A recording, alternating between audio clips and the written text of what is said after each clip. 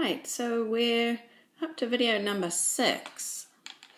So we have so far, we've done our chain along the bottom there, which you can't really see anymore, just at the bottom there, what's left of the chain. Then we have 2 rows of single crochet.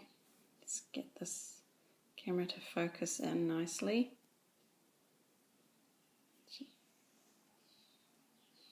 Okay, so then we've got 1 row of singles, 2 rows of singles, then we have 1 row of half double crochets, another row of half double crochet, and then we have our 2 rows, one here and the second one there, of our double crochets. So the last stitch that I'm going to teach you, so in this 6th video, is a slip stitch. Slip stitch helps you go across the top of stitches so that you can do increases and decreases, and it's also helpful for doing edgings. So what I'm going to do, I'm going to just put a different colour yarn for this one. So I'm going to add this pink just to demonstrate so you can see the slip stitch, because it'll be a little bit hard to see on top of this green. Because all it's going to look like is another row of just the V's on top. So I'm just going to quickly do that now. So I'm just going to undo that last loop of my last double crochet with the green, and I'm just going to sneakily pull in my pink, and I'm just going to secure that at the side. Let me just see what I'm doing. There we go. So I'm just going to tie a little knot at the side just to secure that so I don't have to cut the green off at the moment. So there we are.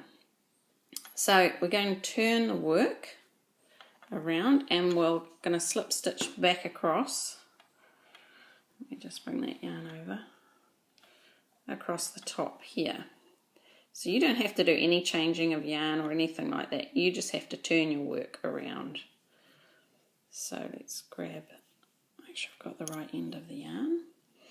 So we're going to work straight into this first lot of, so this is our last double crochet stitch.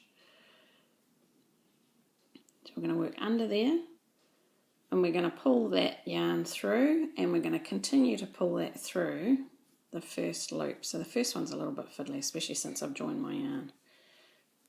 You can pull that a bit tighter. Alright, let's do that again. So we just go, so we've just got 1 loop on our hook. We want to go through our stitch, yarn over, pull it through, and then keep pulling it through that first loop on the hook. So I'm going to do a few of these, because as soon as I do a few more you'll be able to see it a bit better. And through. So through that stitch, just the same way we've been going through the stitches under both loops of the V. Yarn over, and then pull it right through that loop. And this is called a slip stitch, so straight through, yarn over, pull it through, and then keep pulling it through. There you go. Carry on down.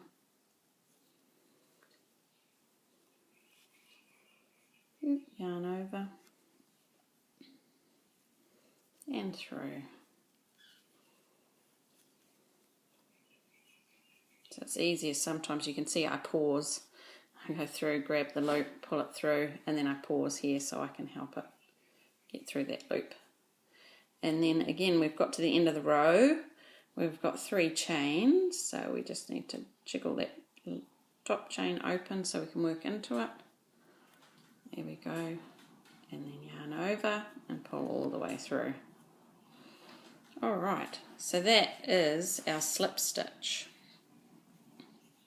So you can see now, that's the top of those old stitches there, and the slip stitch has kind of come to the front of that. And what it looks like on the back, you can see where it's gone through. Yeah, so it tidies up, it gives you a nice tidy edging, you can see there. And it also allows you to shape a piece, so for future reference, if I undo some of these, if I needed to make an L shape decrease, I can, if I undo some of these slip stitches and come back here, and I needed to make some taller stitches here, then I've slip stitched across the right number of stitches, and then I can carry on crocheting from here to make a different shape. This is getting probably a little bit too complicated, so if imagine I do 3 chain and I did some more doubles along here, it allows me, because I've slip stitched across, which you would do in the same colour, then I'm able to make a different shape of my work by slip stitching across. So sometimes that's what we can do when we want to do a decrease of stitches, change the shape. So that's helpful. The other thing we can do, we go back again, I'll finish this row of slip stitches, is we can continue our slip stitches all the way around the edge of our work.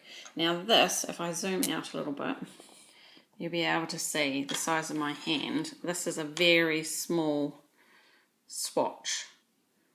So in an ideal world, I was hoping to do a much bigger swatch about this size for you to learn on, but it was just going to take me too long to crochet it on the video across. So when we come back to our one of our last videos, I'm going to tell you how to make a larger square. So then you could keep this square as a sampler, or you could use it to make a square for a blanket. This isn't finished yet, that's why it's a rectangular shape. So I'm going to continue with this one and just show you how to do slip stitch and do an edging all the way around our little sample square. So let's do that. Let's go across. I'm going to go across to the end. So again, let me just move my camera down. That's better. There we go. And again, my yarn split a little bit there. There. Through we go, all the way across. Slip stitching as we go. Oops.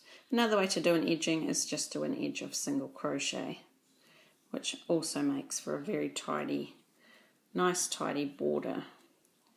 Again, so we'll crochet into that top chain. There